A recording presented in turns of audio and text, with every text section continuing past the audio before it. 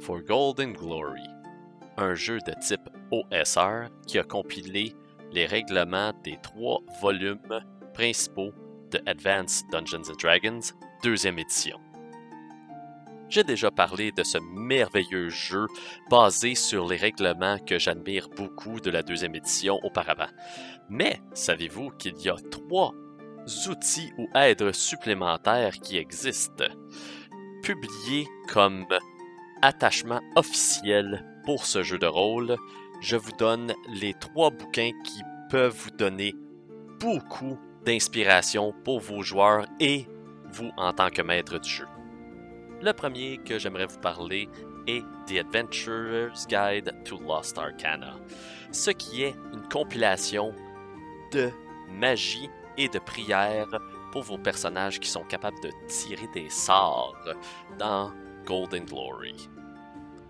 En gros, cette compilation comporte des règlements pour des cantrips qui est seulement une sorte de magie dans la 2e édition. Ce n'est pas la 3e, ni la 4e, ni la 5e, je vous avertis tout de suite. C'est du vrai vieille école, c'est-à-dire c'est des magies de niveau 1 et 0. Qu'est-ce que ça permet de faire? Premièrement, c'est que les avantages, vous pouvez en utiliser plus que 1 à chaque round. Ça, c'est le premier avantage. La deuxième avantage, c'est que vous ne pouvez pas vous faire interrompre pendant votre casting time, qui appelle pendant que vous conjuguez le sort. Donc, même si vous faites attaquer, le sort est tellement instantané que vous pouvez laisser faire et l'envoyer quand même. Et ce, même si les dégâts sont présents sur votre personnage. En plus de tout ça, il y a aussi des nouvelles magies pour vos utilisateurs de magie et des prières pour les prêtres. En gros, l'interface, la mise en page si vous aimez mieux, représente beaucoup ce qu'on retrouve dans les styles de vieux jeux, les règlements de vieux jeux. Des colonnes bien séparées avec de très belles explications. Sincèrement, il est beaucoup plus facile de s'orienter avec ce petit calepin que la plupart des autres jeux de rôle qui utilisent le système de magie par slot, comme on appelle, ou le nombre de magies que vous avez par jour.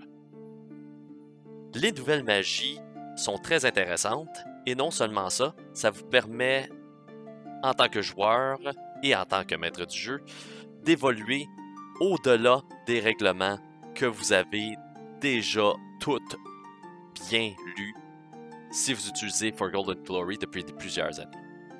Le deuxième de la trilogie est Monsters from Mystical Lands. Un bestiaire qui a été transposé d'un autre livre qui s'appelle Creatures from Mysterious Lands et adapté pour Golden Glory, c'est-à-dire la 2e édition de Advanced Dungeons & Dragons. La première chose qui me vient me chercher dans ce bouquin, c'est l'explication, l'illustration et la mise en page en tant que telle. L'écriture est grosse, la mise en page est belle, puis ça donne une petite touche médiévale parce que l'arrière-plan est comme un parchemin qu'on aurait trouvé avec de l'information supplémentaire sur des créatures mythiques qu'on retrouve dans certaines légendes de notre terre et aussi certaines créatures empruntées de d'autres jeux ou éditions de Donjons Dragons. L'écriture est belle, les interfaces, ou si vous aimez mieux, les tableaux et l'écriture est bonne. J'adore ce livre et c'est facilement applicable à n'importe quel OSR. Vous pouvez utiliser ces monstres-là pour Dungeon Crawl Classics, pour Baptism of Fire, pour l'œil noir même avec 2-3 petites touches de changement. Et vous avez quelque chose de complet qui peut surprendre vos joueurs. Non seulement que c'est un bestiaire monstrueux quasi complet, il y a des règles supplémentaires pour des ajustements d'expérience et même des ajustements pour créer vos propres monstres et même des magies que vous pouvez utiliser en tant que joueur ou faire découvrir à vos joueurs qui sont des Magic Users, des magiciens. Le troisième, et non le moindre, c'est le Adventurer's Guide in the Practical Application of Herbalism in Alchemy. Ce bouquin est de loin mon préféré des trois. Pas pour dénigrer les deux autres, mais celui-ci a une touche supplémentaire de recherche qui fait en sorte que ça peut non seulement faire plaire à vos utilisateurs de magie et ceux qui aiment faire des recherches, mais aussi en tant que lecture, elle est passionnante. L'auteur a fait en sorte de montrer et de monter un document comme si vous lisez un magazine populaire sur comment faire de l'alchimie et des potions et des armes et des structures pour vous aider en tant que personnage de jeu de rôle. Il y a des fabrications de potions et des utilisations d'herbes, des tribus et des races. Comme il y a des descriptions sur des choses qui viennent des nains et des petits gens, ou si vous aimez mieux, des gnomes ou des demi-humains en tant que tels. Non seulement ça, il explique aussi comment faire des librairies et des laboratoires adéquats pour les recherches. Donc, même si vous avez pas mal toutes interprété l'information et découvert l'information sur des différentes herbes et les mécanismes et les poisons que vous aimeriez utiliser, vous devez avoir une station pour les préparer si vous désirez faire ça, ou engager quelqu'un. Les laboratoires et les librairies ont des prix et sont ancrés dans la réalité, entre guillemets, de votre jeu de rôle préféré, c'est-à-dire la deuxième édition. Ben, c'est plus la mienne, mais en tout cas, j'essaie d'influencer le monde pour jouer avec moi. La section pour les poudres à canon et les objets nécessaires pour les propulser, c'est-à-dire les armes à feu, est particulièrement intéressante, surtout pour les joueurs qui aiment la destruction. Celui qui est capable de fabriquer ça va pouvoir avoir un avantage sur tous ses ennemis ou s'il part en quête pour assiéger des châteaux ou des forteresses.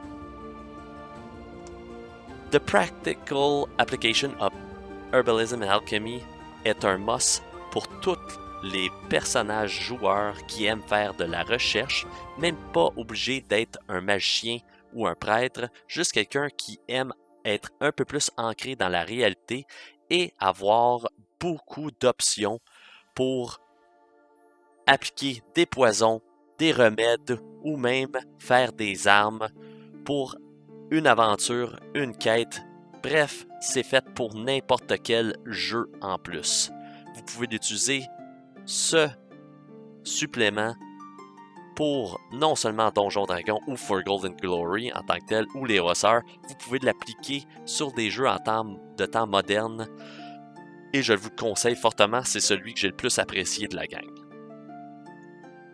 For Golden Glory est un jeu qui comporte tous les règlements nécessaires et même quelques règlements supplémentaires de la deuxième édition.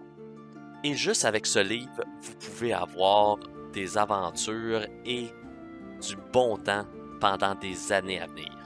Mais si vous voulez rajouter un peu de piquant, cette trilogie de livres est là pour faire ça. Non seulement c'est des lectures pertinentes, mais ça inclut des règlements supplémentaires, des outils supplémentaires et ça vous donne des idées supplémentaires pour faire des quêtes et des aventures à vos joueurs, même les plus expérimentés. Ils sont tous en vente dans les boutiques en ligne et vous pouvez facilement vous les procurer un à la suite de l'autre pour savoir quel est votre préféré ou même juste d'en choisir un des trois. Ils sont compatibles séparément ou ensemble dans le jeu Forgotten Glory ou dans les autres OSR ou les jeux type médiéval. Même si avec un peu d'imagination, les mécaniques sont pas les mêmes du système de jeu que vous utilisez présentement, vous pouvez quand même lire et appliquer les outils de ces 3 bouquins.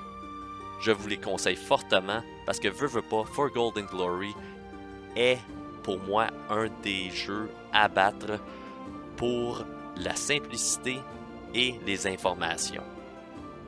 Non seulement ça, c'est un jeu de rôle qui donne beaucoup d'avantages et me donne beaucoup de nostalgie vu que c'est un des premiers que j'ai déjà utilisé, la 2e édition. Et c'est une des mieux balancées d'après moi. Donc ça fait juste donner plus d'avantages à vous et à vos joueurs.